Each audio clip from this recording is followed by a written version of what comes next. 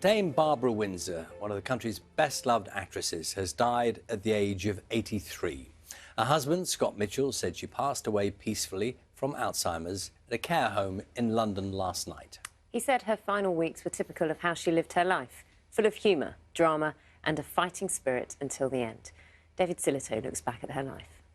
That'll do, that'll do. All right, girls, get in the coach and we'll get on with the loading. Barbara Windsor, a 4-foot 10-inch national treasure. So we were told to bring the minimum of clothing. Now really, let's see those chests come out. And fling! And Funny, and cheeky, fling, slightly naughty. And fling! But there was a lot more to her than just carry-on camping. Matron, take them away. Barbara Ann Deeks began acting as a teenager. Born in Shoreditch in London, the daughter of a barrow boy, it was Joan Littlewood of the Theatre Workshop who saw her star quality. She won a BAFTA nomination for the film Sparrows Can't Sing and a Tony for Oh What a Lovely Wall. Movies and cabaret introduced her to glamour and some shady friends. At one point, she dated the gangster Reggie Cray. But it was the carry-on films that made her a star. Hi. Her entrance, always an excuse for something slightly saucy. Sorry. Have you got a large one? I've had no complaints so far. Especially if Sir James was around, a relationship that carried on off-camera. Quick before somebody comes in. You haven't got any soap on that bit? Up to the West End, right in. But after those 9 carry-on films, there were some lean years, until she found Peggy. Mum, I heard you were back. I was going to give you a call. Why didn't you use this great lump?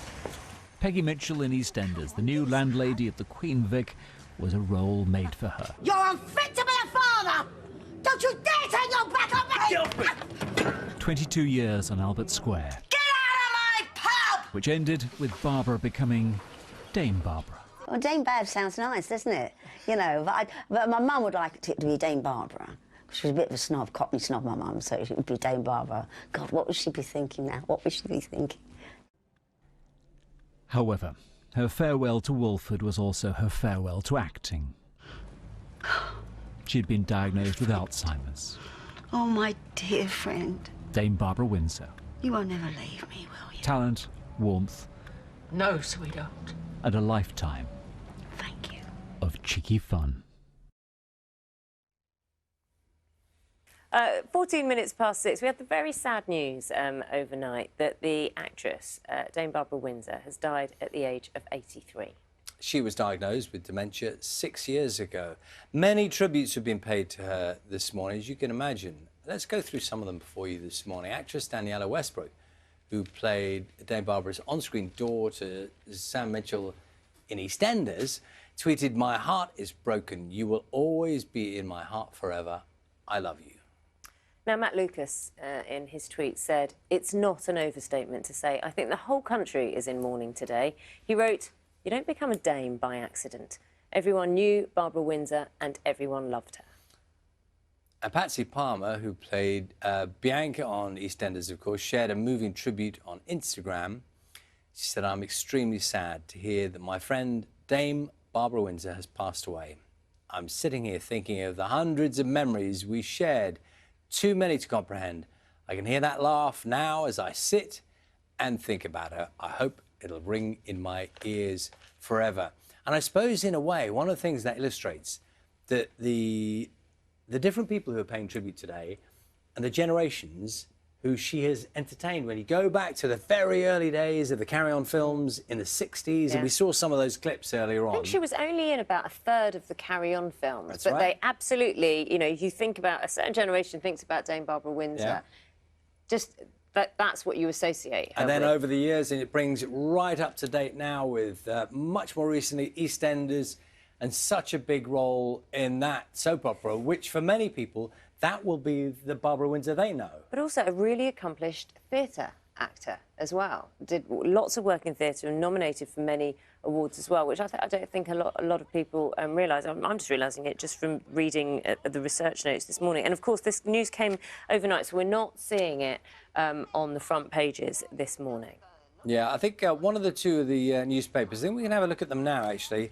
The way these work, of course, you'll know this, is that these they are have the a late first editions. and then a later edition. As Naga said, that news coming in late last night. So this is from the Mirror, the late edition, leading with the news that Dame Barbara Windsor has died. Farewell to a showbiz legend is how the newspaper describes it. Her husband, Scott Mitchell, said last night she was full of humour, drama and fighting spirit right until the end. The Times also has a photograph of Dame Barbara. It's pictured there with her husband in 1994. She had been suffering from Alzheimer's for 6 years. The paper's lead story is the Prime Minister Boris Johnson telling Britain to prepare for a no-deal Brexit. And of course, we'll be talking about that a lot more in the programme too. Yes, and just have a quick look at the most read story on BBC News Online this morning, the news that Dame Barbara has died. And one of the things, of course, people remember very clearly is more recently, over the recent years, having gone public about her condition, Alzheimer's, she and her husband talking very openly about it, which, again, is one of those things that we've talked about a lot on this programme. When someone who has that kind of profile is so open about their condition, that in itself will have affected another whole group of people who have benefited.